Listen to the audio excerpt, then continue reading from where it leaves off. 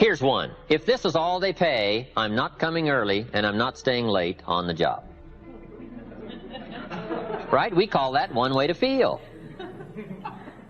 Isn't that a selection process? If this is all they pay, I'm not coming early and I'm not staying late.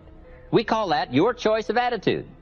Now, do you think that attitude, if you kept it for the next 5 years, would greatly affect your fortunes? The answer is, of course. You cannot escape the accumulated effect of the selection of your attitude. You can't escape it. So one of the major things to check is, how do I feel? And am I on track or off track with my attitude? Now, attitude's not that easy to fix. It's not that easy to get information. It's hard to look up attitude in the Yellow Pages. If you could put your car in the shop and go next door and get your attitude tuned, wouldn't that be nice, right? But where do you go? How do we engage in the kind of philosophical thinking that will refine our attitude to give us a chance for future fortune rather than what will be missing in the future? So this is big, attitude. Here's another attitude.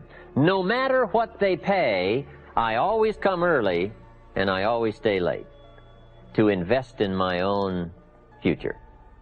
We call that another attitude about the same job.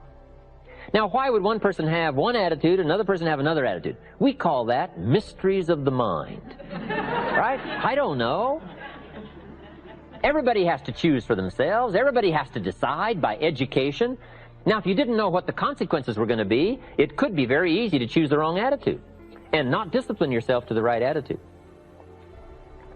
So a big portion of our life is affected by how we feel. Let me give you just a quick list about the feelings that affect our lives. Number one, it's how you feel about the past.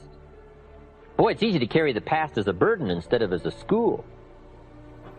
It's easy to let the past overwhelm you instead of let the past instruct you.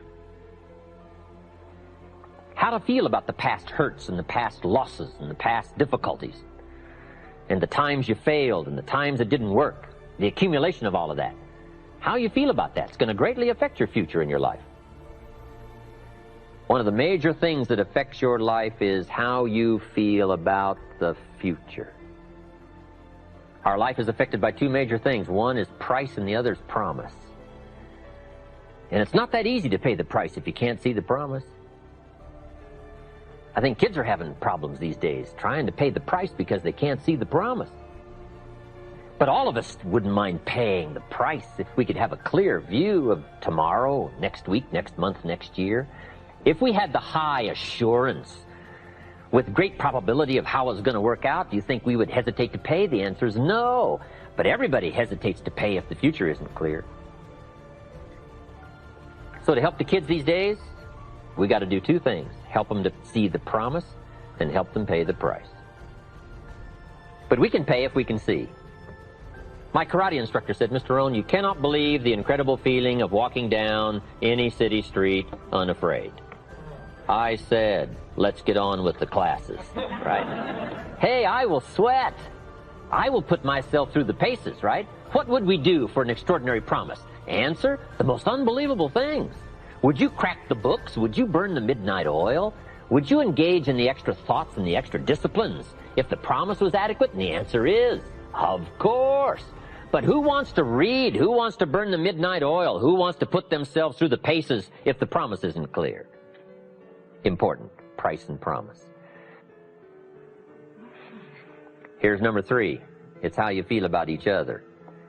It's so important. Attitude about society, country, state and city, community, family, enterprise, office, company, corporation, division. It's so important to have a unique understanding about other human beings and what makes a good life, what constitutes a good life. How you feel about each other. I've got a good phrase for you. You can't succeed by yourself.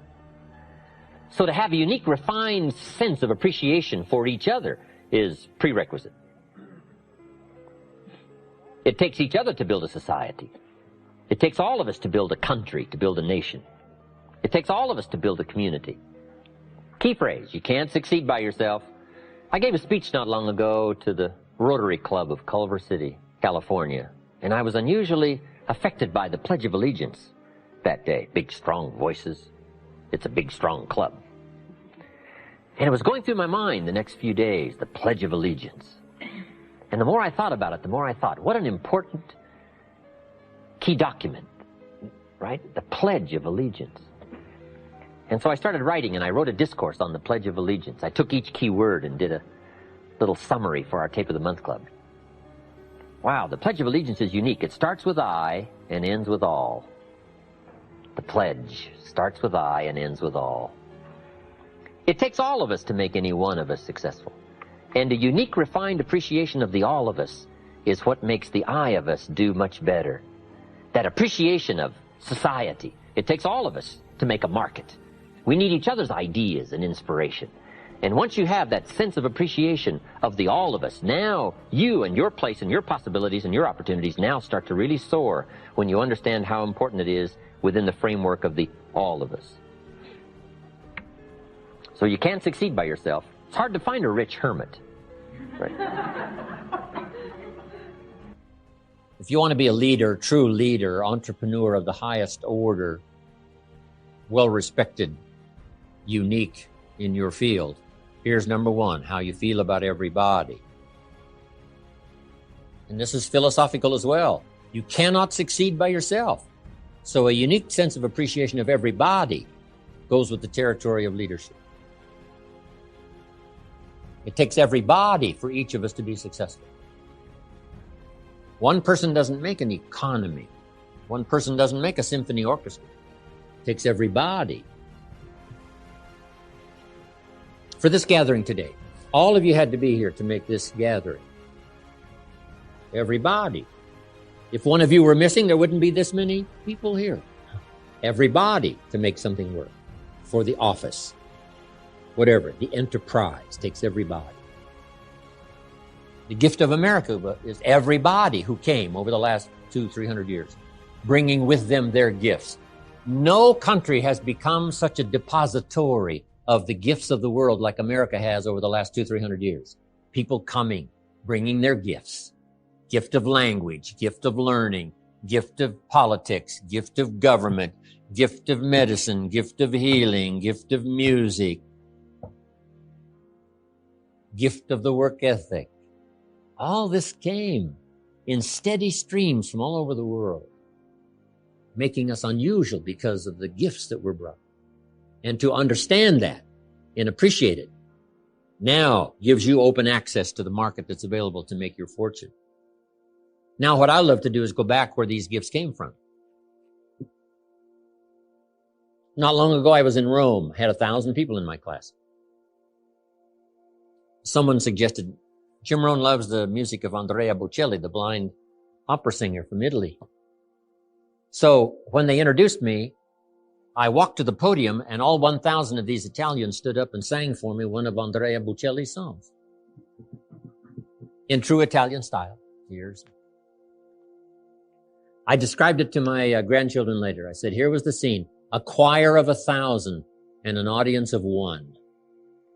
And that was me. I thought, here's where some of these gifts came from. The gift of poetry. The gifts. So learn to appreciate the gift.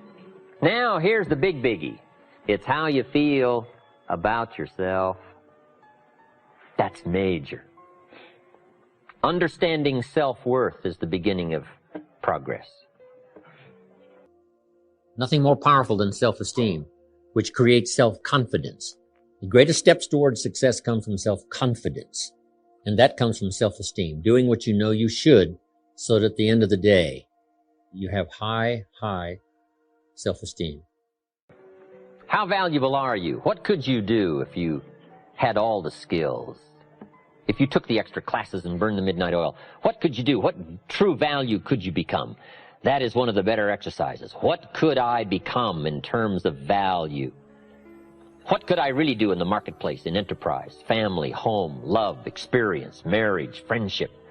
How valuable could I become? Am I valuable enough to work on what all is still not functioning in my life to full capacity? If I'm operating at 20%, what could I possibly do with the other 80%? And do I have it in knowledge and worth and value and experience? Once you start understanding this part of you, understanding how valuable you are, it is a whole new experience, understanding self-worth. So attitude plays a big, major part in how our life works out.